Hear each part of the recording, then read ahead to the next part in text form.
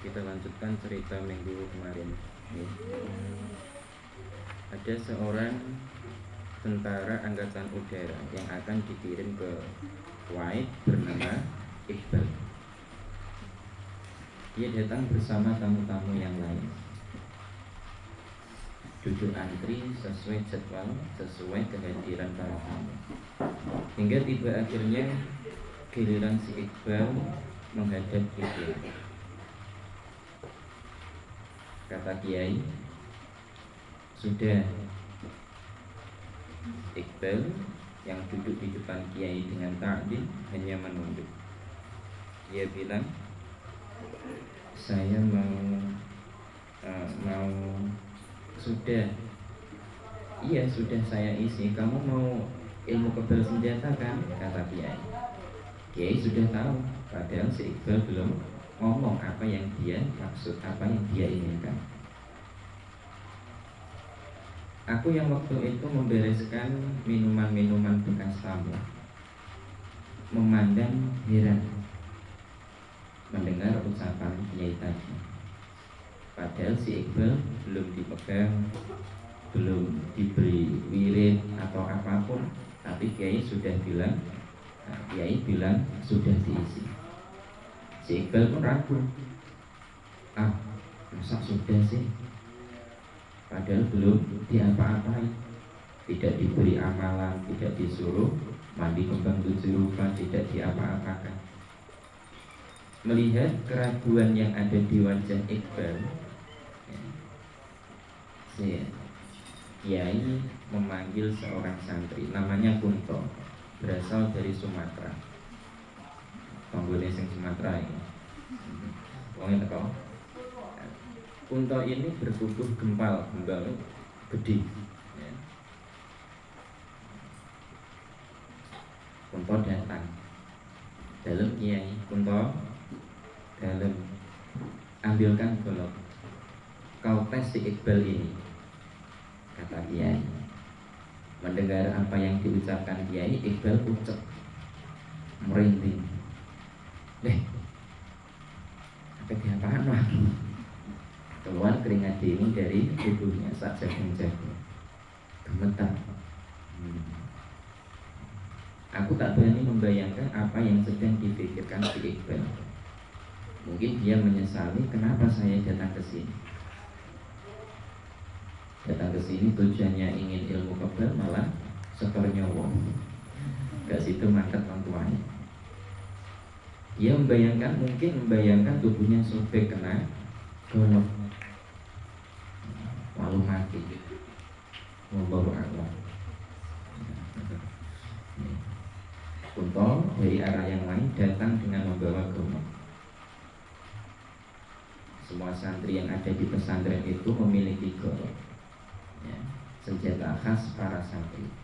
Karena setiap santri ini punya tugas mencari kayu bakar di hutan. Untuk makanannya ini tergantung Kiai. Apa yang dikasih Kiai, misal beras berarti makan nasi, bukan makan beras, makan nasi. Kalau dikasih ubi makannya ubi, dikasih singkong makannya singkong. Bahkan seringkali berhari-hari hanya makan daun singkong rebus dengan godong. Tapi yang dipakai untuk merebus itu ya kayu bakar itu yang dicari di hutan.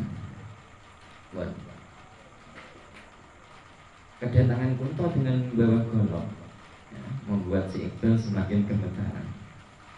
Wes berdek, saya tambah berdek. Sebelum Kunto datang, tamu-tamu yang lain minggir. Mungkin mereka takut akan kecipratan darah. Wah, bakal wong sing is dead. Apalagi tamu-tamu wanita histeris.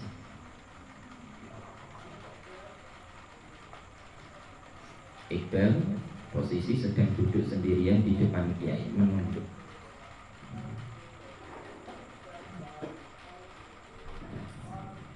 Keringatnya membanjir.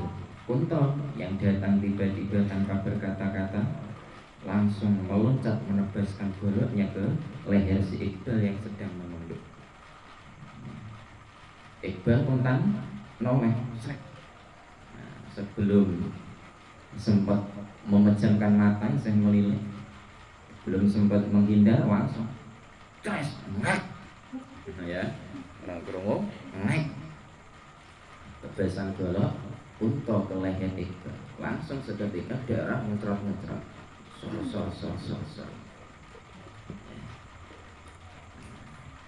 Tapi aneh ya, darah pun kuat, sudah banyak yang keluar, tapi Iqbal ini tidak merasakan sakit apapun. Berarti ngek ngomong ya.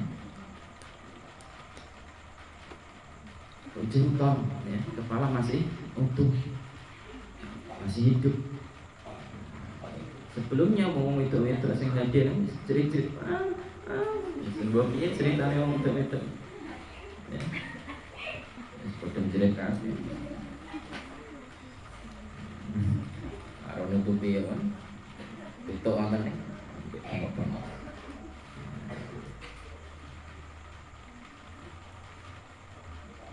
ruangan seketika menjadi tegang ya, ketika si Iqbal ini ditebas kalih Kunto. Tapi kemudian suasana mencair ketika terdengar suara tertawa kiai.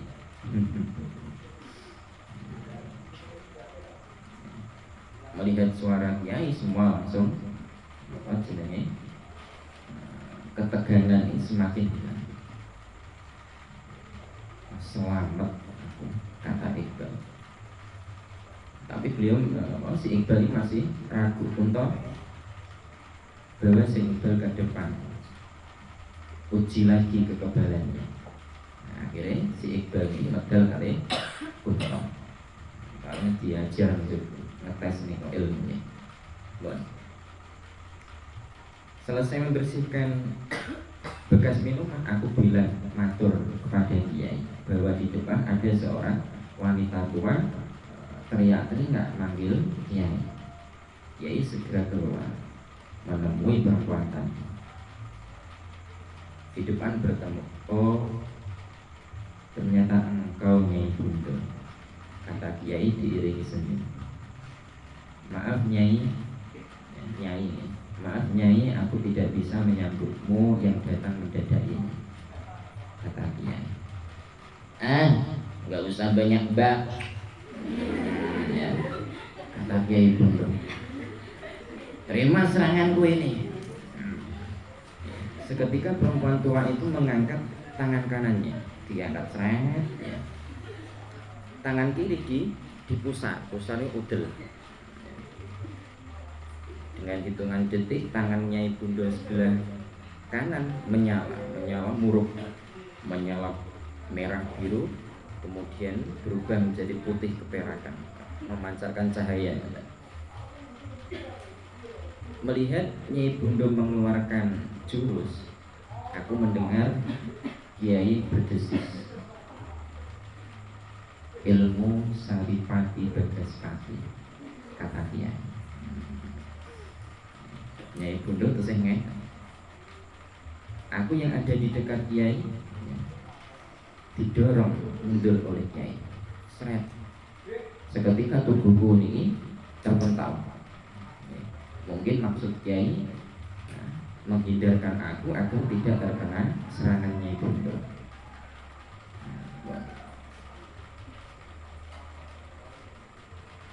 Kulihat tangan Nyai Bundo yang asalnya di atas memancarkan cahaya ini dipukulkan ke arah depan. Terdengar suara seperti suara mobil yang direm mendadak. Cit, ya. Dihantamkan ke dada Kiai. Jadi yang keluar itu sebuah cahaya menghantam dada beliau. Ketika cahaya menghantam dada, cahayanya langsung pudar, kayak disedot, hilang. Nyai Bundo kaget, coba diulangi lagi, cit, hilang, cit, 3 kali hilang. Nyai Bundo semakin geram, kaget. Padahal ilmu yang dipakai Nyai Bundo itu ilmu pamungkas, yang seandainya kebo kena, kebo ngerti kebo ya, kena itu langsung terbakar luar dalam. Arek nambahi bumbu jadi kebun bakar.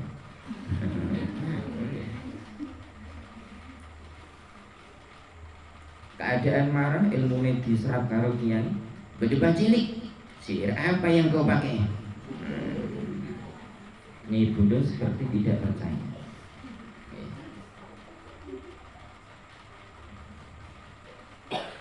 Tapi kiai masih tertawa-tawa. Tahu kiai tertawa, Nyai Bundo malah muring-muring. Melihat Nyai Bundo muring-muring, Nyai bilang, "Sareh Nyai, tenang, slow, tenang, tenang. Sini, ayo duduk sini," kata kiai sambil tersenyum. Walaupun Nyai Bundo niki masih dalam keadaan marah, tetap Nyai Bundo mau duduk. Duduk. Di depan Nyai Bundo, kiai menunjukkan tangan kirinya. Nyai, lihat tangan kiriku ini. Nanti apa yang keluar dari tangan kiriku ini, ambillah. Jika kamu mampu mengambilnya, ini menjadi hakmu, kata kiai. Nyai Bundo penasaran, dia tatap telapak tangan kiai. Dari telapak tangan kiri ini muncul sebuah cahaya berwarna merah. Semakin lama keluar sebuah batu berwarna merah. Namanya merah delima. Oke, tahu promo merah delima? Oke. Tampak bercahaya. Nyai ambil, dipendet, dicekel karo Nyai. Ameh dipendet. Gak iso. Akhirnya Nyai Bundo mengeluarkan tenaga dalam. Dia alirkan ke seluruh tangannya. Terus mengalir, dia tarik. Orang kuat sampai sirah kepalanya Nyai Bundo ini kemebul. Ngerti kemebul ya? Mengeluarkan asap. Mesin nek kepanasan kemendeng. Berarti wis nunjukno nek kekuatan iki wis full mentok. Gue tegak, gak kena. Susahnya ini. Berarti itu bukan hak. Akhirnya merah delima ini mendelep niku hilang, kesedot. Lepas apa merah delima ini kesedot, tangannya Ibu Bundo terus nyekeli kandel. Botol kandel. Akhirnya merah delima ini ical, tangannya sakit dibentuk. Berarti itu bukan hak kamu Nyai. Mungkin yang ini, kata Kiai. Beliau mengeluarkan tangan kanannya. Mungkin ini Kiai. Lihat, jika yang keluar ini kamu bisa mengambilnya, ini menjadi hakmu. Ya, tenang. Dari telapak tangan kanan Kiai muncul sebuah gagang keris. Ini gagangnya itu. Gagangnya berbentuk kepala Garuda, burung Garuda. Nyai Bundo tidak langsung menarik. Dia tahu pengalaman pertama. Dia siap-siap mengeluarkan tenaga dalam. Betul-betul sama pemantra agak jelas ini tak. Akhirnya gagang keris yang di tangan kanan Kiai diambil oleh Nyai Bundo, dipegang ujung. Apa ngeden? Lah kok wis kena durung sempat ngeden. Nah ya. Padahal yang pertama wangel, iki gampang mendete. Gampang ini pun seperti mengambil rambut di atas air. Gampang kan ya? Nyai Bundo belum ngeh. Iki kerisnya, keris apa? Kerisnya apa?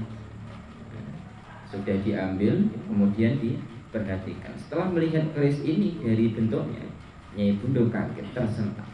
Hah? Dia mengenali keris ini. Keris ini merupakan keris pusaka milik gurunya. Oke. Didelok-delok nih, aku ya kenal. Ternyata ini keris milik guru, gurunya Nyai Bundo. Ya. Lanjut. Berarti itu rezekimu Nyai, kamu bisa mengambilnya, kata dia. Setelah itu, setelah dia mengetahui keris ini milik gurunya, Nyai Bundo langsung sujud di hadapan Kiai. Sujud menghadapi Kiai, ya, minta maaf.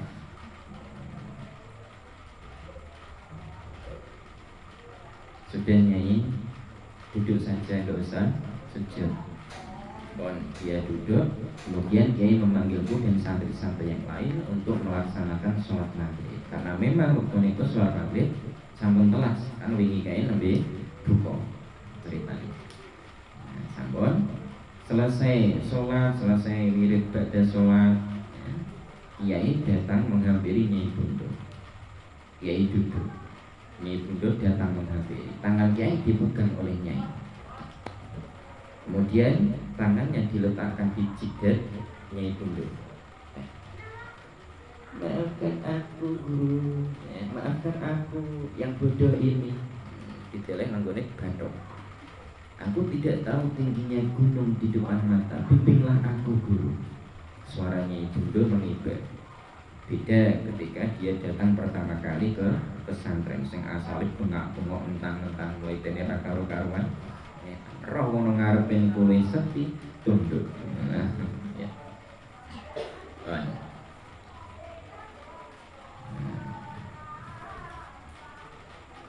Lepaskan Nyai, ya saya maafkan.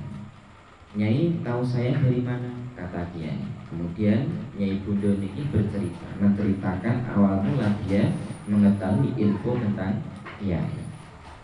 Nyai Bundo ini orang Kalimantan Pedalaman. Dia murid seorang sakti namanya Wong Agung Sahuto. Gurunya ini moksa di depan Nyai Bundo. Ngerti moksa? Tahu krungu moksa? Moksa itu ilmune wong jaman biyen. Ya. Iku ngilangno awak. Jadi rogo iki iso celing ngilang. Wis gak balik nih. Itu ilmune wong biyen. Nah, sebelum gurunya moksa, dia berpesan kepada Nyai Bundo sambil memegang sebuah keris. Ya keris yang dicekel Nyai Bundo yang bergagan nawa burung garuda. Muridku.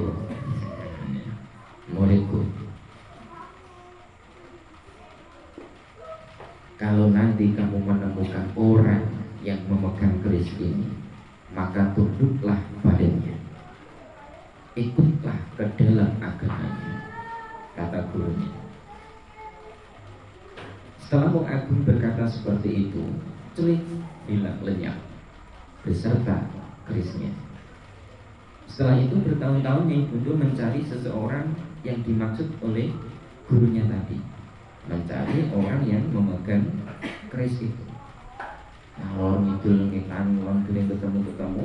Dalam pencariannya Nyai Bundo bertemu dengan dua orang. Dua orang ini berasal dari Papua. Satu namanya Luh Bajul, dua namanya Luh Lande. Bajul karo Lande. Akhirnya dari pertemuan tiga orang ini mereka sepakat membuat sebuah tali ikatan persaudaraan, kekancan seduluran. Jadi konconyo CS kental, yes, seduluran. Lah, Luh Bajul kalih Lolanda ini dua-duanya orang sakti. Mereka berasal dari Papua. Ketika terjadi tragedi perang Sampit, tahu krungu perang Sampit? Perang Sampit ini antara Madura dan Papua. Nah ini termasuk orang ya, yang ahli dalam membantai. Ini Luh Bajul Luh Landa. Gerakannya cepat, sakti, saking cepet umpama ana wedok gendong anak. Ibuke niki ora krasa ujug-ujug anake niki tugel sirahe. Ya. Dibacok kalih Luh Landa Luh Bajul. Ibuke mleng kok, "Duh, kok awak kok?" Blundung. Saking cepete gerakane sinten? Luh Bajul, Luh Landhek. Itu wong sekti. Bon. Suatu saat, satu waktu, Luh Bajul dan Luh Landhek niki istirahat di bawah sebuah pohon randu alas. Pegel, mergo sadurunge wis membantai dua keluarga, mateni wong. Wah pegel jan capek ibarat mateni dua keluarga, leren-leren ngombe es apa-apa. Kayak kowe nek barokan leren-leren ngombe es. Ya iku pegele mergo mateni wong. Ya kowe kan angkat-angkat pasir, koral ngoten. Bon. Di tengah-tengah istirahat mereka mendengarkan sebuah suara besar menggelegar dari atas, ya, dari atas mereka. Tiba-tiba wujud dari atasnya ini sosok hitam besar, tinggi besar. Bahkan tingginya besarnya ini melebihi pohon randu alas yang mereka duduki tadi. Dia mengeluarkan sebuah suaranya ini sampai dari bumi yang mereka pijak bergetar.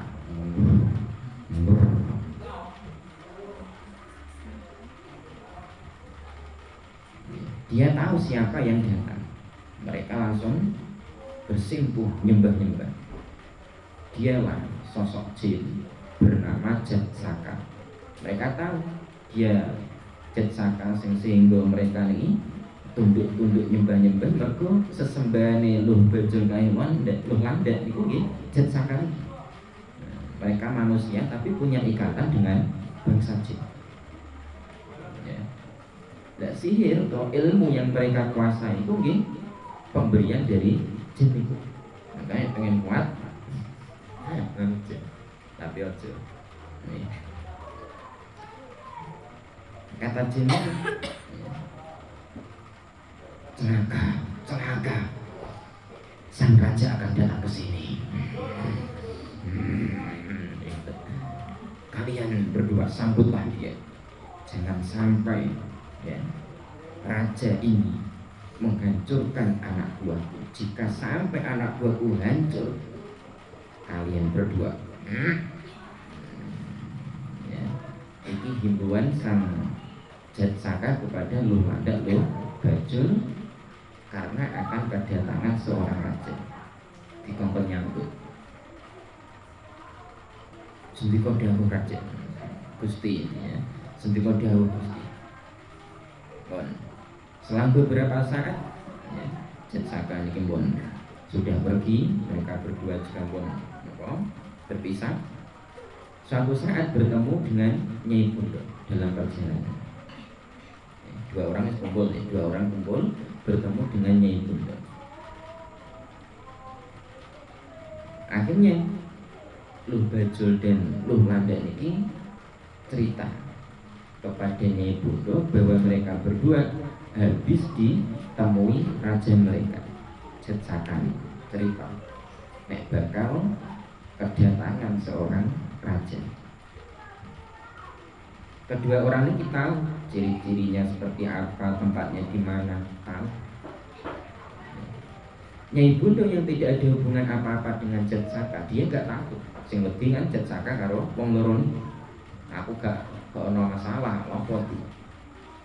Info yang dikatakan raja. Akhirnya mereka berdua memberitahu kepada Nyai Bundha ini sebut nama. Akhirnya Nyai Bundha mencari sosok sang raja ini.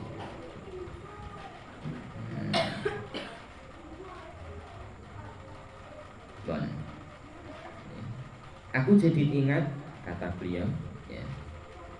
Aku jadi ingat pada suatu malam setelah membaca wirid, aku tertidur. Dalam tidur aku bermimpi bertemu Kiai.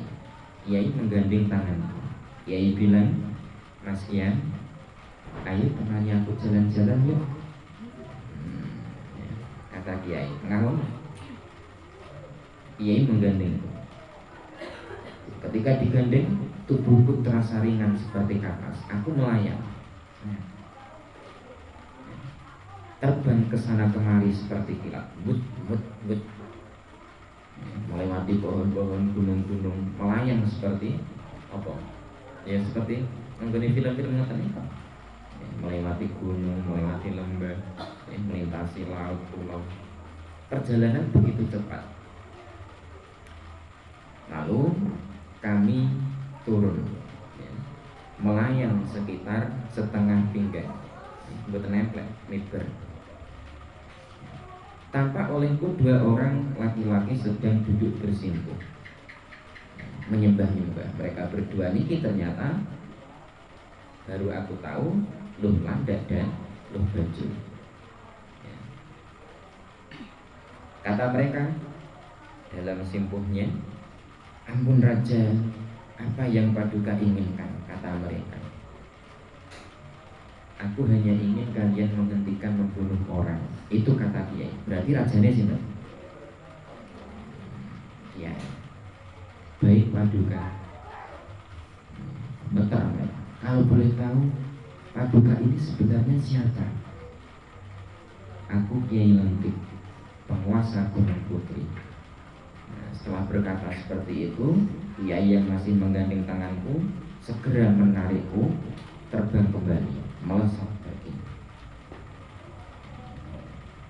Tanpa sadar aku terbangun dari tidurku. Ternyata hari sudah pagi.